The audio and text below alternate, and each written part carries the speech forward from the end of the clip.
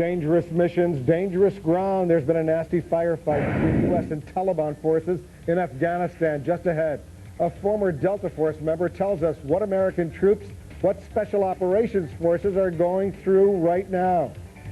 Are the Taliban and al-Qaeda back in business in Afghanistan? Are U.S. forces any closer to closing in on their leaders? Joining me from Atlanta, Jeff Beatty is a security consultant who served in the elite Delta Force and then took his anti-terror skills to the FBI and the CIA. Jeff, thanks very much for joining us. How do U.S. Special Operations Forces get ready to go into this mountainous area along the border between Afghanistan and Pakistan, where so many intelligence experts believe Osama bin Laden is supposedly hiding out? Well, Wolf, this is a mission that they've prepared for years. It didn't come as a surprise to them on September 11th. They were ready for this mission. And one of the interesting things is the specter of Somalia is out there. Everybody remembers the old movie Black Hawk Down. And this is something that the al-Qaeda are certainly focusing on. They feel that they had a victory in Somalia.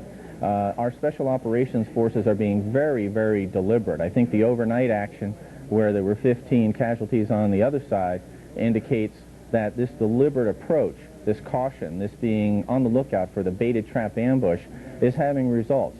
It's not the type of thing that you get overnight. The al-Qaeda certainly understand that they need to disperse, that they should not achieve critical mass because that makes an even more attractive target. But if we stay the course and we have the patience, our individuals are equally good, if not better conditioned at operating in this environment. And you give that along with the technological edge that we have, and in most situations, our people are going to prevail. I've spoken with Afghans and Pakistanis who tell me that even their best soldiers are afraid to go in this area, this no man's land, if you will, along the border.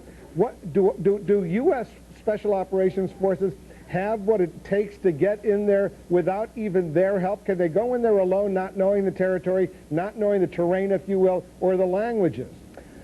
Well, they could, but that's kind of, I think, based on an assumption that's not 100% correct. They will know the terrain. They've got fantastic technology to help them model the terrain, to have an appreciation for the terrain. They train in rugged terrain. They will not be surprised by the terrain that they encounter. They're also equipped for it. I remember when this first started, people asked me, gee, what about the horrible Afghan winter? I mean, we have far better equipment for the Afghan winter than the locals do. So I think that we shouldn't be over-intimidated by the conditions out there. There was a book out years ago about jungle fighting, and it said the jungle is neutral. The terrain is neutral, and I think that our people are better conditioned for it. I think we have good intelligence, not perfect, but when you add again our technology, I think we have a decided edge in almost every encounter. One final question, Jeff, before I let you go. Landmines, there could be tens of thousands, hundreds of thousands of them all over the place. How big of a problem is that for U.S. Special Operations Forces? Well, it is a problem.